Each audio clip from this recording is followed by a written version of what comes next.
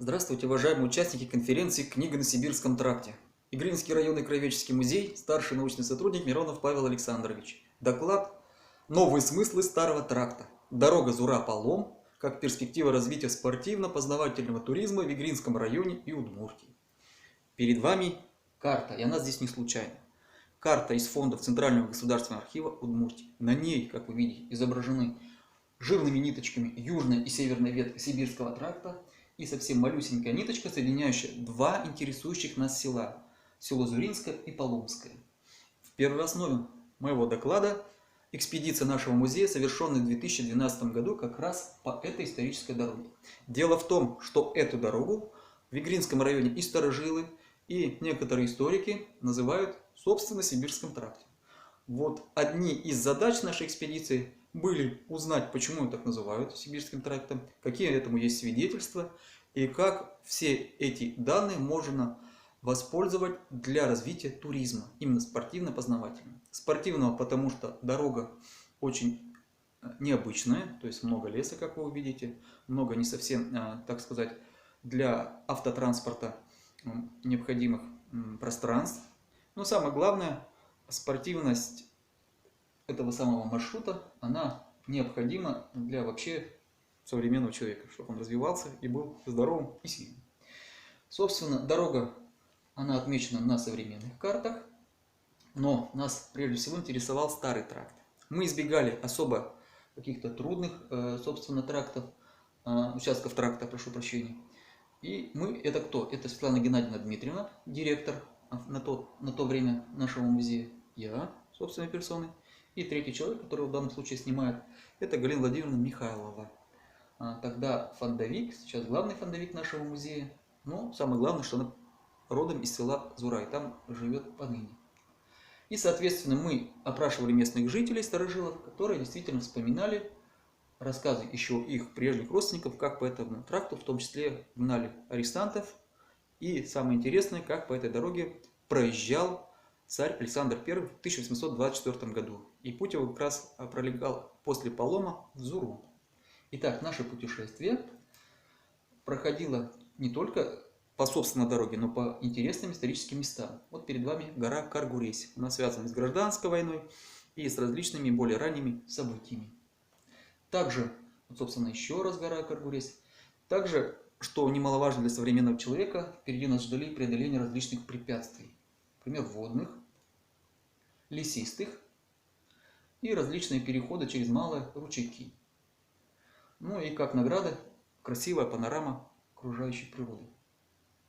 Ну вот, собственно, подтверждение, то, что мы искали. Это исторические деревянные гатти, то есть то, чем укрепляли болотистые места. Как раз это применялось собственно в Сибирском тракте и на уездных дорогах.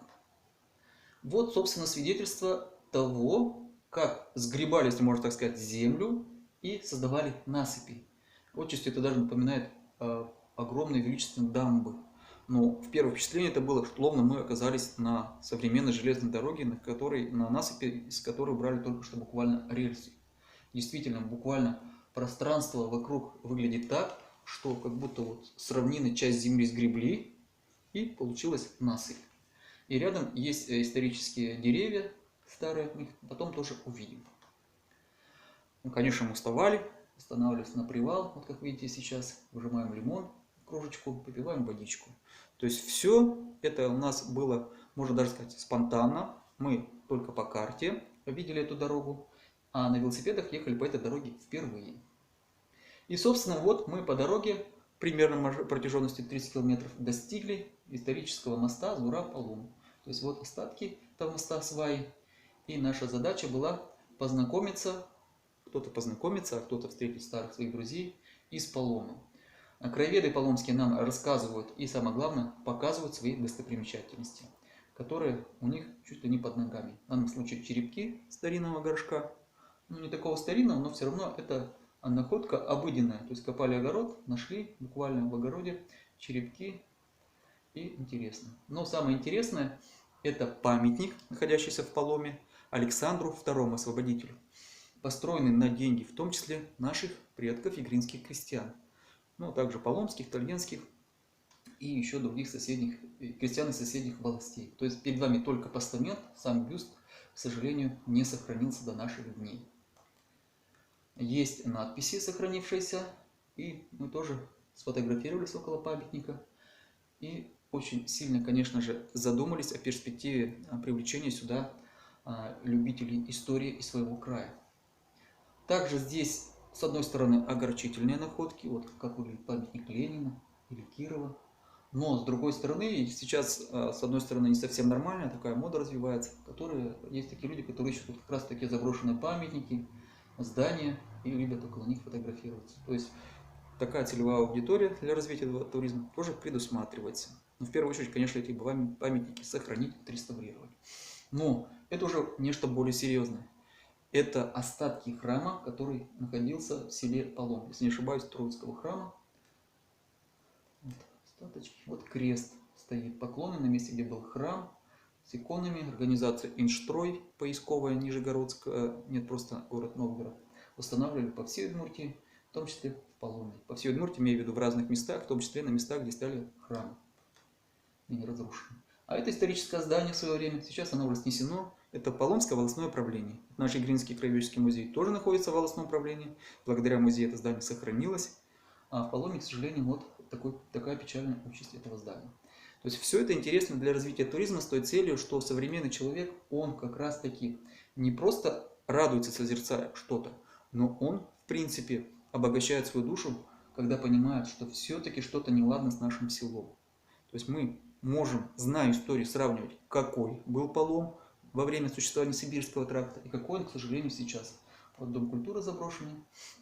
Но здесь уже мы видим, собственно, то, на что способны мужчины поломские, как они умели и до сих пор умеют, те, кто в этом селе остался, а там народ живет, соответственно, строить вот такие здания. Срубы, обратите внимание, какие, и какой интересный фундамент. Вообще, обстановка, когда мы попали в Полом, была очень тихая, словно мы попали в вымершее село, но все нас завораживало. И, конечно, самое такое более для нас, музейщиков, знакомое место, это, конечно же, музей, в данном случае этапный пункт, где как раз-таки, согласно этой табличке, находились арестанты. Вот очень много информации о том, что проходили арестанты по Сибирскому тракту, но наша задача была немножечко уйти от этой темы арестантской, а прежде всего сделать привлекательной эту дорогу с точки зрения присутствия на ней царских особ, с точки зрения военной дороги. Вот первая карта, которая была перед вами, это карта военного ведомства Казанского военного округа. На ней как раз эта дорога отмечалась как запасная для передвижения войск, мобилизации, при мобилизации. Вот. Ну и, конечно, попадались следы различных животных, в данном случае медвежонка. И вот та самая карта, о которой я говорил. А сейчас небольшой вывод. Экспедиция, совершенная Игринским районным краеведческим музеем в 2012 году, позволяет говорить о возможности развивать спортивно-познавательный туризм буквально, так сказать, подручными средствами. То есть мы использовали велосипеды, предоставленные нам простыми жителями Зуры. То есть всегда есть возможность договориться, когда приезжает даже небольшая туристическая группа в Игринский краеведческий музей, заранее, конечно, созвонившись, предоставить эти велосипеды и в сопровождении кого-либо из музея совершить повторно такую поездку. И направление именно спортивно здесь подчеркивается, собственно, пересеченной местностью, рельефом, кое-где придется спешиваться с велосипеда. А познавательная сторона – это, собственно, тот исторический материал, который находится буквально под ногами. То есть мы своими глазами видим, как раньше строили дороги, это и гати, это и насыпи, и встречаемся с краеведами и в Зуре, и по дороге в деревнях, и в самом Поломе. И, конечно, природа нас всех обогащает своей красотой. На этом у меня все. Спасибо за внимание.